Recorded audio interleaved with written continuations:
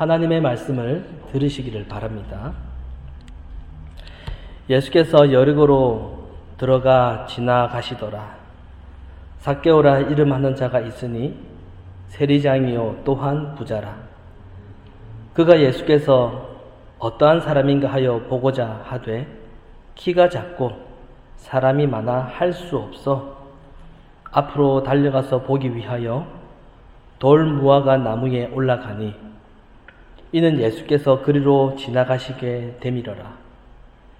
예수께서 그곳에 이르사 쳐다보시고 이르시되 삭개오야 속히 내려오라. 내가 오늘 내 집에 유하여야 하겠다 하시니 급히 내려와 즐거워하며 영접하거늘 무사람이 보고 수군거려 이르되 저가 죄인의 집에 유하러 들어갔도다 하더라. 삭개오가 서서 주께 여짜오되 주여 보시옵소서. 내 소유의 절반을 가난한 자들에게 주겠사오며 만일 누구의 것을 속여 빼앗은 일이 있으면 내 갑절이나 갚겠나이다. 예수께서 이르시되 오늘 구원이 이 집에 이르렀으니 이 사람도 아브라함의 자손이미로다. 인자가 온 곳은 잃어버린 자를 찾아 구원하려 함이니라. 아멘. 우리 주위에 계신 분하고 인사하겠습니다. 반갑습니다 라고 인사하겠습니다. 반갑습니다. 반갑습니다. 오늘 주신 이 본문을 가지고 참된 회복이라는 주제로 하나님의 말씀 증거하도록 하겠습니다. 여러분, 자존감이라는 말 들어보셨지요? 자존감이 무엇입니까? 이 자존감이란 자신을 얼마나 가치 있게 보느냐 하는 것을 자존감이라고 부릅니다. 그런데 이 자존감이 낮으면 어떻게 되겠습니까? 자기 자신에게도 그렇고 타인에게까지 부정적인 영향을 주게 됩니다. 자신이 사람들의 관심으로부터 멀어지거나 외면을 당하고 심지어 가족들에게도 무시를 받으면 자신을 바라보는 눈이 비참할 수밖에 없는 것이죠. 이렇게 되면 열등감을 가지고 인생을 살아가게 됩니다. 그러다가 자신이 감당할 수 있는 범위를 넘어서게 되면은 그것이 사회적인 분노로 폭발하는 경우도 있고요. 정반대로 무기력해져서 자기 스스로 목숨을 끊으려 하는 경우도 있습니다. 그런데 여러분, 왜 그런 선택을 하는 것일까요? 정말로 그의 인생이 스스로 목숨을 끊을 만큼 그렇게 열등하기 때문일까요? 그게 아니죠. 자신의 가치를 정말로 인정해주는 단 한 사람을 만나지 못했기 때문입니다. 그리고 무엇보다 자기 자신을 자기 스스로가 못난 자라고 판단하기 때문입니다. 그래서 결국 자신이 그러한 자기 시각을 이겨내지 못하게 되는 겁니다. 오늘 우리가 읽었던 오늘 본문에도 자신의 존귀함을 발견하지 못했던 한 인물이 등장하는데 바로 우리가 잘 알고 있는 삭개오라는 인물입니다. 그는 부자였고 사회적인 위치도 높았지만 자기 스스로 극복하지 못했던 열등감에 휩싸여 있었던 사람입니다. 왜냐하면은 그는 세리의 장이었기 때문입니다. 그 당시에 로마는 자기들이 다스리고 있는 이 식민지 국가로부터 세금을 징수하기 위해서 세리장을 세웠습니다. 그런데 세금을 받는 이 액수는 그 세리장에게 자유롭게 맡겼습니다. 그래서 세리장은 이 로마 당국이 정했던 이 일정한 세금만 갖다 바치고 나머지 수익은 다 자기 수익이 되는 것입니다. 자기 능력껏 세금을 빼앗으면 자기 수입이 더 늘어나게 되는 것이죠. 그러니 유대인들에게는, 자기 나라 사람들에게는 세리는 자기 나라를, 자기 국민을 배신한 사람이요, 그야말로 죄인인 것입니다. 그래서 늘 삭개오에게는 죄인이라고 하는 이 수식어가 붙어 다녔습니다. 이렇게 삭개오는 부자였고 사회적으로도 굉장한 힘을 가지고 있었지만은 자신이 속한 이 공동체에서는 그는 인정을 받지 못했고 무시당하는 그런 직업을 가졌던 사람입니다. 그래서 예수님께서 그에게 다가오셨을 때 7절 말씀에 보면은 사람들이 보고 수군거렸다 이렇게 말씀합니다. 여러분, 사람들이 그 장면을 보고 뭐라고 수군거렸을까요? 예수님이 죄인의 집에 들어갔다라고 그렇게 수군거렸습니다. 그들에게 삭개오는 죄인이었습니다. 삭개오 자신도 잘 알고 있었습니다. 주위 사람들이 자신을 죄인으로 보고 있다는 것을 이미 삭개오 자신도 느끼고 있었다는 거죠. 그래서 예수님께서 마을에 나타났다라는 이 소문을 듣고 삭개오가 했던 행동이 무엇입니까? 4절 말씀해 보시면은 예수님을 보기 위해서 앞으로 달려가서 어디에 올라갔다고 나와 있습니까? 돌 무화과 나무 위에 올라갔다라고 나와 있는데 옛날 어릴 적에 우리가 배웠던 옛날 성경에는 무슨 나무이죠? 뽕나무입니다. 그가 이 뽕나무 위에 돌 무화과 나무 위에 올라간 이유는 3절에 보면은 그가 키가 작고 사람들이 많아서 올라갔다라고 이렇게 나와 있습니다. 근데 여러분, 지금 이 장소는 여리고라고 하는 지역인데 이 여리고는 종려나무가 굉장히 많은 지역이었습니다. 종려나무, 돌무화과 나무 아닙니다. 종려나무가 굉장히 많은 지역이 바로 이곳 여리고였습니다.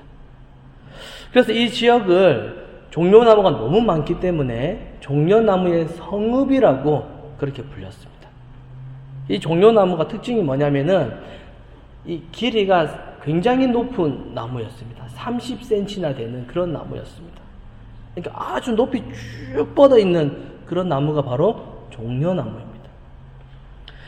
그래서 어떤 주석가들은 말하기를 만약에 이 삭개오가 예수님을 좀 더 분명하게 보고 싶었다면은 돌무화과 나무가 아니라 아주 높은 어떤 나무 위에 올라가야 된다고요? 종려나무 위에 올라가야 된다라고 그렇게 해석하기도 합니다. 종려나무가 지금 많고 또 그것도 높이 뻗어 있는 아주 높은 나무인데 삭개오는 왜 하필 아주 작은 이 돌무화과 나무, 이 뽕나무 위에 그는 왜 올라가게 되었을까요?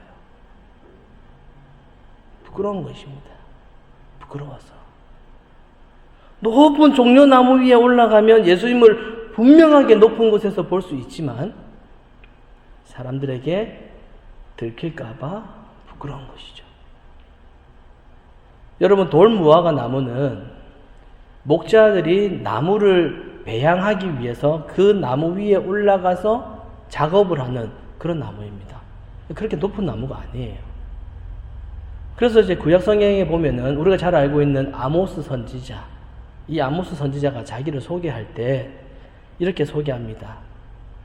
나는 목자요, 뽕나무를 배양하는 자라고 그렇게 자신을 소개하고 있습니다. 그 당시에 목자는 그렇게 돌무화과 나무, 이 뽕나무 위에 올라가서 나무 작업을 했습니다. 그래서 삭개오가 돌무화과 나무를 봤을 때 이 나무는 너무나도 숨기 좋은 곳이었거든요. 마치 자기가 올라가서 무엇처럼 보일 수 있겠습니까? 목자처럼 보일 수 있다는 거죠. 그만큼 이 삭개오는 자존감이 굉장히 낮았습니다. 사람들에게 들킬까봐, 사람들이 나를 알아볼까봐, 그렇게 자신을 어떻게 볼지 그게 무서운 것입니다. 사람들이 자신을 죄인으로 보는 그 시선이 너무 부담스러웠다는 거죠. 그런데 바로 그때 예수님께서 삭개오를 쳐다보시면서 말씀하십니다. 삭개오야 속히 내려오라. 내가 오늘 너희 집에 유하여야 하겠다. 그러니 사람들이 난리가 났습니다. 기적을 베풀고 능력이 있는 예수를 보러 왔는데 갑자기 느닷없이 죄인 중에서 이 우두머리격에 속하는 중죄인에게 예수님께서 눈을 마주치시고 그에게 다가가서는 그와 이야기를 합니다. 그것도 그의 집에 오늘 머물겠다라고 선포하십니다. 그때 삭개오가 8절에서 이렇게 대답하지 않겠습니까? 우리 다 함께 우리 8절 한번 읽어보도록 하겠습니다. 우리 8절입니다. 시작. 삭개오가 서서 주께 여짜오되 주여 보시옵소서. 내 소유의 절반을 가난한 자들에게 주겠사오며 만일 누구의 것을 속여 빼앗은 일이 있으면 내 갑절이나 갚겠나이다. 아멘. 자, 지금부터 좀 더 집중해서 말씀을 들으시기를 바랍니다. 자, 삭개오가 방금 말하고 있는 이 8절, 이 9절에는 동사 2개가 나옵니다. 자, 하나는 주겠다. 무슨 말입니까? 줄 것이다. 그리고 다른 하나는 뭡니까? 갚겠다. 그러니까 갚을 것이다. 입니다. 앞으로 갚을 것이다. 자, 삭개오는 예수님의 은혜에 감격해서 내가 앞으로 이러한 삶을 살겠습니다. 라고 하는 표현으로 그렇게 번역한 것입니다. 뭐 별로 무리가 없죠. 뭐 좋습니다. 자, 그런데 여러분, 이 동사의 원어를 보면은 갚을 것이다. 앞으로 갚을 것이라고 하는 이 동사가 미래형이 아니라 원어에는 현재형으로 되어 있습니다. 영어 성경을 보셔도 알 수 있겠지만 다 현재형으로 되어 있습니다. 자, 그러니까 원문과 영어 성경에는 앞으로 갚을 것이다가 아니라 나는 이미 갚고 있다. 나는 이미 주고 있다. 라고 그렇게 번역되어 있습니다. 그러면 원문과 영어 성경에는 현재형으로 나와 있는데 왜 유독 한글 성경에만 미래형으로 번역을 했을까요? 그 이유는 바로 그 다음 구절인 9절 때문입니다. 자, 9절에 예수님께서 이렇게 말씀하십니다. 오늘 구원이 이 집에 이르렀으니 이 사람도 아브라함의 자손이다. 자, 한마디로 예수님께서 구원을 선포하신 겁니다. 구원받았다. 이렇게 선포하시는 겁니다. 자, 그래서 만약에 바로 그 앞에 구절인 이 8절을 원문에 나와 있는 것처럼 현재형으로 바꾸면 이렇게 됩니다. 주님, 저는 지금 가난한 사람들을 이미 돕고 있습니다. 저는 이미 가난한 사람들을 돕고 있는데요. 라고 이렇게 말했는데 9절에서 예수님께서 너는 구원받았다. 이렇게 되어버리면 여러분 어떤 일이 일어납니까? 마치 자기가 지금 가난한 사람들을 돕고 있기 때문에 예수님께서 구원을 선포하신 것처럼 보이기 때문에 한글 성경에서는 이렇게 미래형으로 번역해 놓은 것입니다. 자칫하면은 이 선행이 구원의 조건으로 비춰질 수 있기 때문에 미래형으로 번역해 놓았습니다. 제가 볼 때 그런 의도는 뭐 나쁘지 않습니다. 좋습니다. 그런데 제가 볼 때는 굳이 이 8절을 미래형으로 번역하지 않아도 됩니다. 원문과 영어처럼 현재형으로 해도 된다라는 말이죠. 굳이 미래형으로 번역하지 않아도 그냥 원문에 나와 있는 것처럼 지금 현재 이미 주고 있다. 이미 갖고 있다라고 번역해도 별 무리가 없습니다.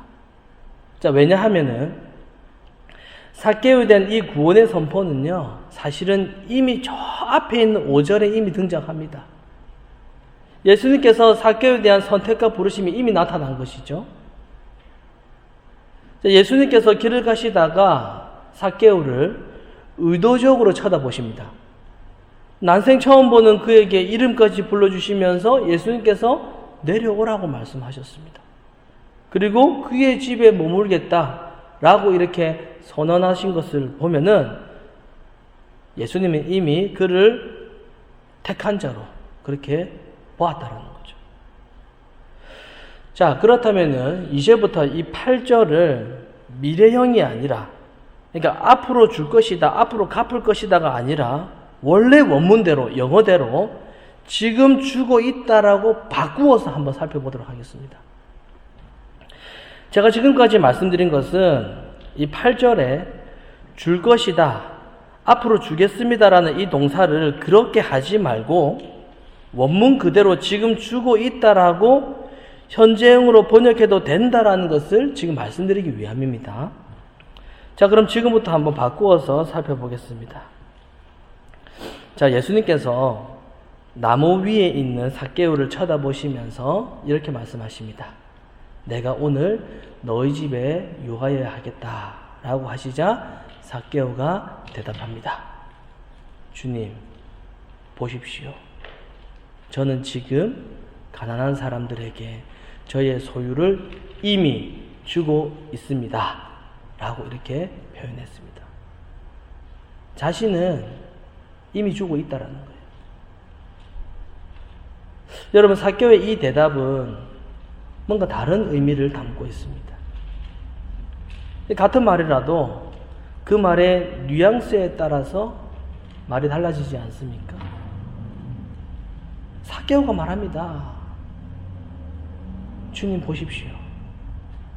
저는 지금 재산의 절반을 가난한 사람에게 이미 주고 있습니다. 그리고 만일 누구의 것을 속여 빼앗은 일이 있으면 4배로 갚겠습니다.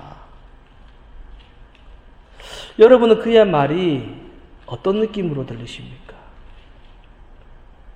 자신은 비록 사람들이 자신을 보는 시선 때문에 열등감을 가지고 있으면서도 그는 나름 선행을 하고 있었다는 겁니다. 사람들이 자신을 바라보는 시선이 따갑지만 그래서 생긴 자신의 열등감의 문제를 삭개오는 어떻게 해서든지 해결해 보고 싶어서 그는 자신의 소유의 절반이 되는 이 엄청난 돈으로 이미 선행을 하고 있었다는 것입니다. 삭개오는 나름 노력하고 있었다는 것이죠.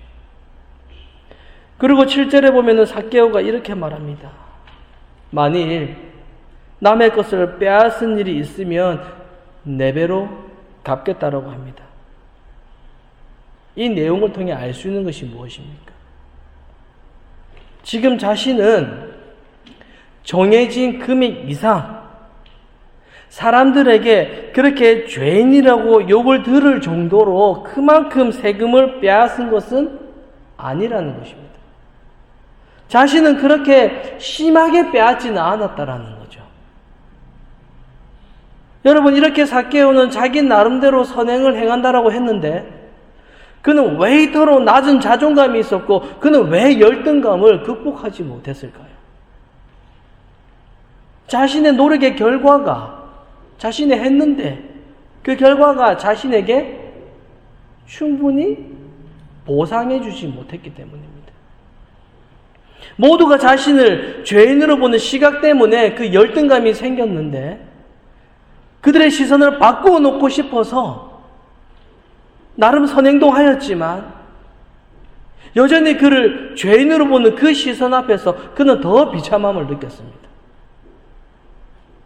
그런 삭개오에게 예수님께서 다가가셔서 내가 오늘 너희 집에 유하여야 하겠다 라고 말씀하셨습니다. 그리고 삭개오가 느닷없이 대답합니다. 주님, 보십시오.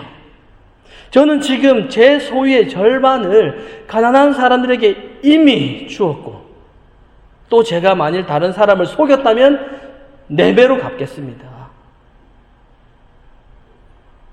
여러분, 이 느닷없는 삭개오의 대답이 여러분은 어떻게 들리십니까? 이 말이 어떤 뉘앙스로 들리십니까? 꼭 항변하는 것 같지 않습니까? 주님, 너무 억울한데요. 저 여태까지 그렇게 노력했는데 저 나름대로 한다고는 했는데 아무도 저를 알아주지 않습니다. 아무도 알아주지 않습니다. 자신의 억울한 그 마음을 예수님께 활칵 쏟아내는 것이죠. 지금까지 그렇게 선행을 행하고 있었음에도 불구하고 아무도 그를 찾아주지 않고 아무도 그를 주목해주지 않았지만 삭개오는 사람들의 반응에 아랑곳하지 않고 자신을 만나주시고 자신에게 손 내밀어 주시는 아주 희한한 한 분을 처음으로 만나게 되었습니다. 그것도 자신 때문에 온갖 비담을 다 받음에도 전혀 그런 것에 요동하지 않고 너무나도 평온하면서도 당당하게 자신의 눈을 마주치면서 자신의 인격에 손을 내미시는 그런 분을 삭개오는 처음 만나게 되었습니다. 예수님은 어떤 마음으로 삭개오를 보셨겠습니까? 괜찮아. 사람들이 욕해도 나는 상관없어. 저들이 어떤 비난을 하더라도 나는 괜찮아. 내가 너를 택하였고 내가 너를 지명하여 불렀나니 너는 내 아들이라. 괜찮아. 그리고 너무나도 따뜻하게 내가 오늘 너의 집에 머물고 싶다 라고 그렇게 말씀하신 것입니다. 삭개오는 인생에서 처음으로 그것을 맛보았습니다. 사랑하는 성도 여러분, 삭개오가 만난 이 엄청난 충격을 여러분이 이해하시겠습니까? 늘 사람들에게 무시받던 그가 따뜻하게 손을 내밀어 주시는 그런 분을 처음 만났을 때 난생 처음으로 지난 날들의 자신의 그 노력과 그로 인한 억울함이 삭개오는 왈칵 쏟아지는 것입니다. 주님, 지금까지 내 소유의 절반이나 계속해서 다 내놓았는데 이게 뭡니까? 지금 이렇게까지 노력했는데 사람들이 다 저를 별 볼 일 없게 그렇게 보고 있습니다. 이런 억울함이 확 쏟아져 나오는 것입니다. 마음 깊이 쌓아두었던 그 억울함이, 그 분노가, 그 열등감의 잔재가 막 쏟아져 나오는 것이죠. 그리고 자신의 눈을 따뜻하게 마주치면서 이해할 수 없는 그 벅찬 은혜가 이 삭개오에게 느껴지기 시작합니다. 지금까지 사람들에게 받아온 명성도, 인기도, 높아짐도 다 내려놓으신 예수님께서 자기를 만나주시는 그분의 사랑으로 인하여서 삭개오는 처음으로 자신이 누구인지를 발견하게 되는 겁니다. 사랑하는 성도 여러분, 여러분은 여러분의 존귀함과 여러분의 자존감을 어디에서 찾고 계십니까? 남들 앞에서는 아무렇지도 않은 것처럼 여유 있는 미소를 보이고 있어도 다른 사람들 앞에서는 신앙이 좋은 것처럼 보여도 남들 앞에서는 아무렇지도 않게 보이고 있어도 여전히 내 안에서 해결되지 않는 열등감과 그 낮은 자존감을 속으로 안고 있으면서 전전긍긍하고 있지 않습니까? 남들 앞에서 나의 가치를 조금 더 높게 보이고 싶어서 나름대로 나의 방법으로 뭔가 열심히 노력하고 있지는 않습니까? 여러분, 그게 무엇일까요? 삭개오와 같은 선행입니까? 아니면 열심히 신앙생활을 하는 겁니까? 탄탄한 재산입니까? 학력입니까? 안정적인 직업입니까? 그것이 나를 가치롭게 여겨진다라고 그렇게 생각합니까? 목회자라고 해서 여러분 뭐가 다르겠습니까? 내가 성도수가 많은 교회에서 목회한다라고 해서 그것이 그를 가치 있게 여겨지겠습니까? 내가 유명한 교회 직분자이고 내가 유명한 교회 지휘한다고 해서 그것이 자신을 가치롭게 여기겠습니까? 물론 모두 귀한 것이죠. 그런데 예수님을 제대로 만나면 여러분 어떤 고백이 나오겠습니까? 이 모든 것은 껍데기라는 겁니다.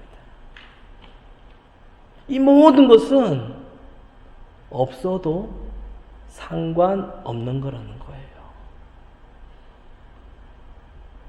자신의 존귀함을 찾기 위해서 자신을 좀 더 드러나기 위해서 애썼던 자신의 모든 방법들은 자신을 더 비참하게 만듭니다.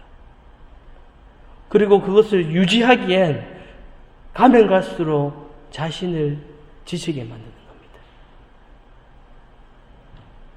여러분, 삭개오가 주님, 나는 지금까지 이렇게나 선행을 하고 있었는데 나는 이렇게 노력을 했는데 저는 너무 억울합니다 라고 하는 자기 그 통곡 속에 있는 진짜 그 고백이 무엇이겠습니까? 제 방법은 실패였습니다. 주님, 저의 방법은 실패였습니다. 그렇게 노력해서 사람들의 관심과 존경을 얻으려 했지만 그것은 실패했다라는 거예요. 실패. 삭개오가 이것을 인정하고 있는 겁니다. 그의 실패를 인정하고 있는 것이죠. 주님께서 그 삭개오의 중심을 보셨습니다. 그의 낮아짐을 보셨습니다. 자기 노력도 자기 공로요 모두 실패요. 자신을 이 비참함에서 건져내어 주실 분은 당신밖에 없다라는 것을 예수님께서 그 중심을 읽으신 것입니다. 예수님을 만난 삭개오는 가장 먼저 무엇이 변화되었습니까? 자신에 대한 존재감이죠. 예수 그리스도 안에서 자신을 건강하게 보는 눈을 찾았습니다.